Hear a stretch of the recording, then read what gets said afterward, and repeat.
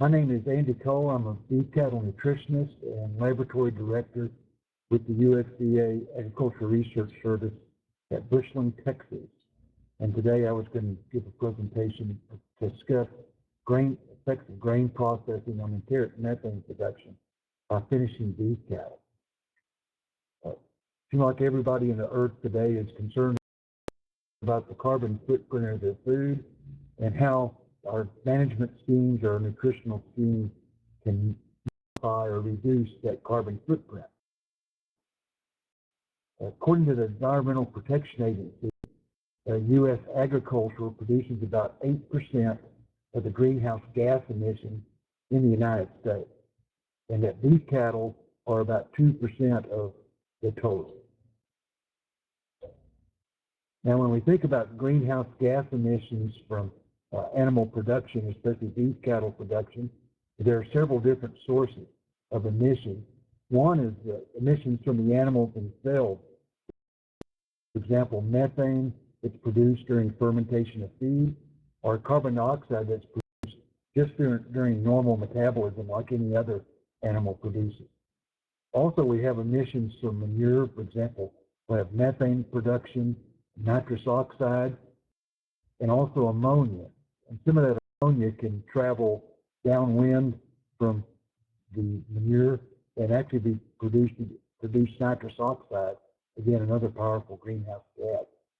Also, we have to be interested in the carbon footprint of food production for the animals. That includes whether it's the pastures that they're grazing, the crops that are grown to feed them in a feedlot, the fertilizer that's used, supplements that are fed, and maybe even the carbon sequestration that occurs in the soil where the crops or the pastures are grown.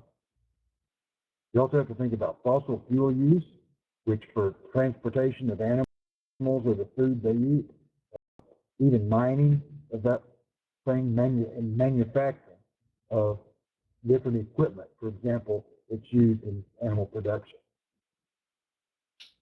There have been several different studies that have been conducted in the last few years, called life cycle analysis, that have tried to look at the carbon footprint of beef cattle industry in North America. Some of these studies were done in Canada.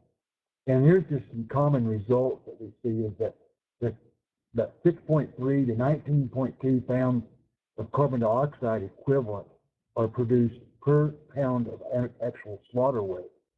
And if we put that on a hot carcass weight, that's about 11 to 32 pounds of CO2 equivalent.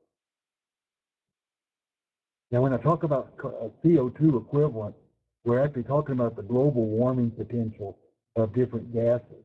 For example, carbon dioxide is giving a global warming potential of 1, and methane has a global warming potential of 25 to 29, depending upon which reports you look at and the number of years that you're thinking about. Nitrous oxide is more powerful greenhouse gas, and it has a global warming potential of about 298 to 310. And then we have chemicals like fluorocarbons, where the global warming potential is over 10,000. And we put these in on carbon dioxide equivalent, or CO2 equivalent. As far as the greenhouse gases in North American beef cattle sector, about 70% of the greenhouse gases are actually produced in the cow-calf. Then about 17% come from stocker cattle, and about 13% are produced in the feedlot. So if we look at that, about 87% of the total CO2 equivalents produced by cattle are from cattle while they're on grass, and not when they're in the feedlot.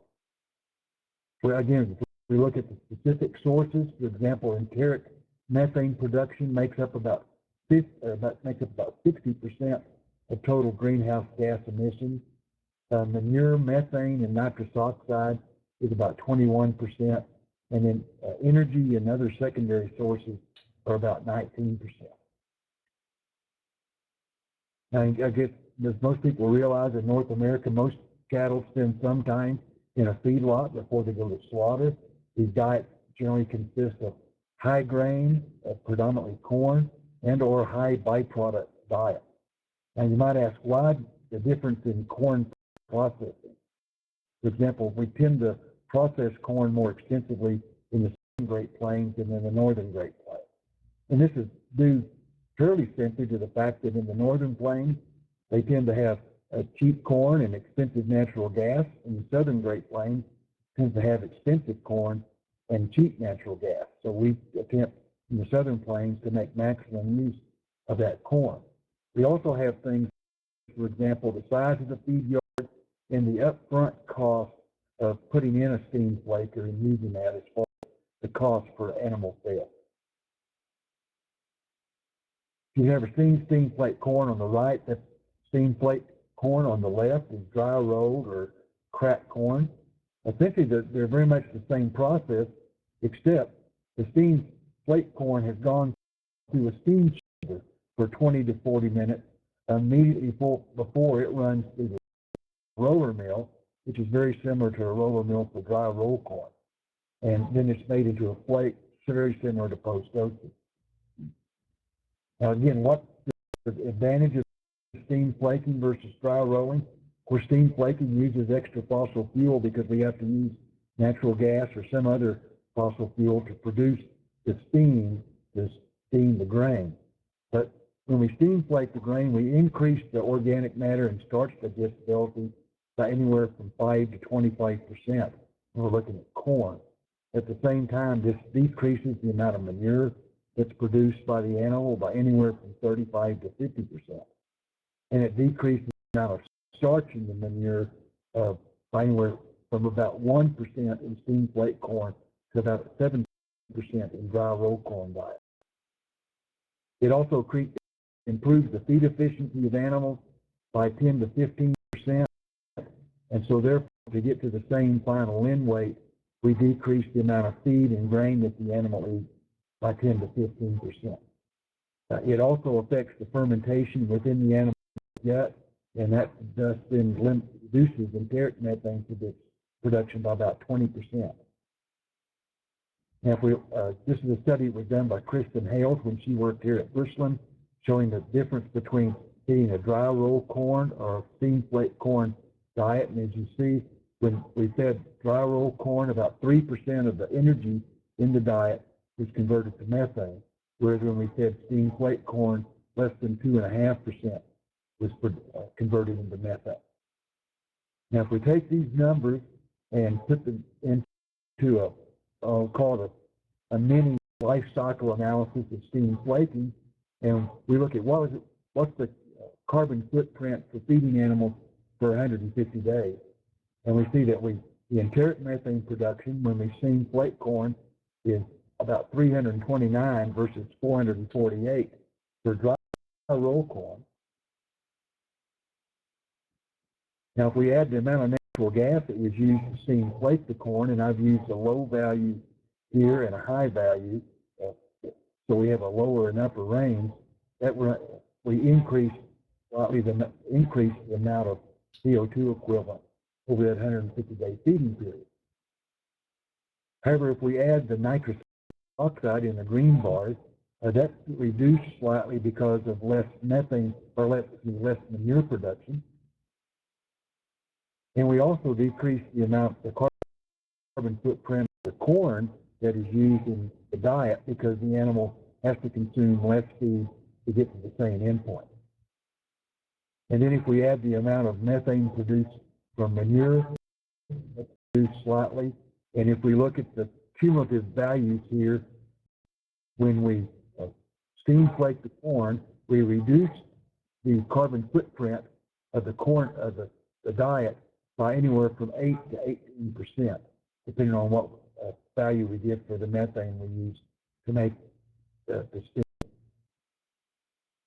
Now, just because we steam flake a grain doesn't mean it's always going to lower the enteric methane production and the carbon footprint.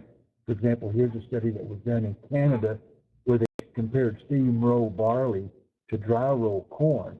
And there on the right, you see the methane as a percent of gross energy intake was higher for the steam flake barley than it was for the dry roll corn. And this is primarily due to the fact that barley has a lot more forage or a lot more roughage value, and that forage or fiber content produces more enteric methane. In conclusion, I think we can say that the cow-calf herd is the 800-pound gorilla when it comes to the carbon footprint of cattle. They produce about 60 to 70% of the footprint in North America. And this is predominantly due to the low reproductive rate of cattle. A cow produces one calf a year. A sow will produce anywhere from 20 to 30 offspring per year. And a hen can produce 200 or 300 offspring per year. A number of studies report that per unit of production, the carbon footprint is lower when we feed grain or byproduct-based diet than when cattle are finished on pasture. And although it requires additional fossil fuel, because of improved efficiency, increased grain processing may actually decrease the carbon footprint of cattle feeding. Thank you very much.